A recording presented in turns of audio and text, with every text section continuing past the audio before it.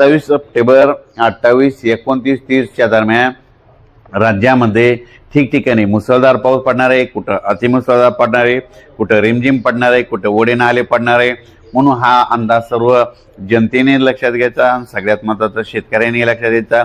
नदीकाठच्या लोकांना सांगू इच्छितो की तुम्ही काय करा, ह्यामध्ये 27 ते 30 दरम्यान आपली जनावरे नदीच्या काठाला, नदीच्या तीरावर, नदीच्या काठावर बांधू नका।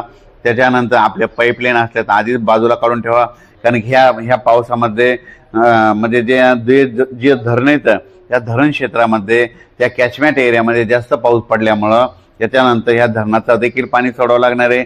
म्हणजे धरणात पाणी सोडल्याच्या नंतर जास्त जर फ्लो नदीमध्ये आला तर तुमचे जनावरं तुमच्या गावात पाणी शिरू शकतं, म्हणून ही तुम्ही अगोदरच काळजी घ्यावी। खूप दिवसापासून 27 तारखेला पाऊस येणार आहे म्हणून ही सांगते, पण शेतकऱ्याचे परत असे फोन आलेत की हे पाऊस आता आमचं सोयाबीन काढण्यासाठी कधी उघडणार आहे। तर राज्यातल्या शेतकऱ्याला सांगू इच्छितो की राज्यात 30 तारखेपासून ते 10 तारखेपर्यंत राज्यात हवामान कोरडं राहणार आहे।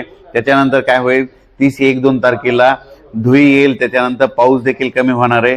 पण राज्यात मात्र 27, 28, 29 दरम्यान मुसळधार पाऊस पडणार आहे, म्हणून हा अंदाज सर्व शेतकऱ्यांनी लक्षात घ्यायचा।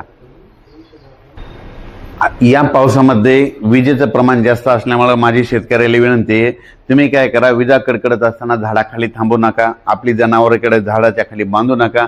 राज्यात सर्व शेतकऱ्याला सांगू इच्छितो की हा पाऊस सांगू इच्छितो की कोणत्या भागात जास्त होणार आहे।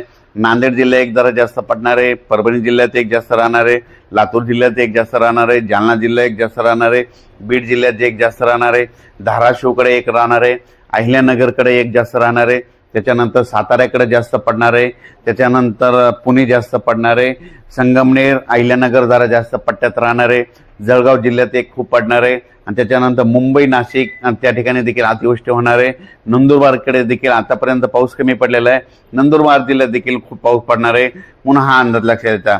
विदर्भ, पूर्व विदर्भ आणि पश्चिम विदर्भात देखील ज्या भागात अद्यापही पाऊस पडलेला नाही त्या भागात देखील आता ह्या पावसात शेवटचा पाऊस पडून जाणार आहे, म्हणून हा अंदाज सर्व विदर्भ, पश्चिम विदर्भातल्या शेतकऱ्यांनी हा अंदाज लक्षात घ्यायचा।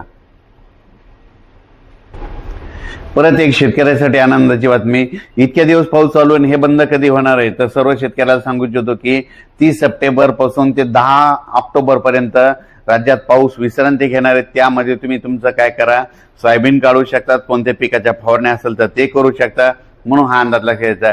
त्याच्यानंतर 10, 11, 12 ऑक्टोबरच्या दरम्यान एकदा थोडासा पाऊस येईल, पण हे देखील जास्त प्रमाण नसणार आहे, व्याप्ती नसणार आहे। त्याचा अंदाज लगेच आपण उद्याच्या व्हिडिओमध्ये परत दिला जाईल। धन्यवाद।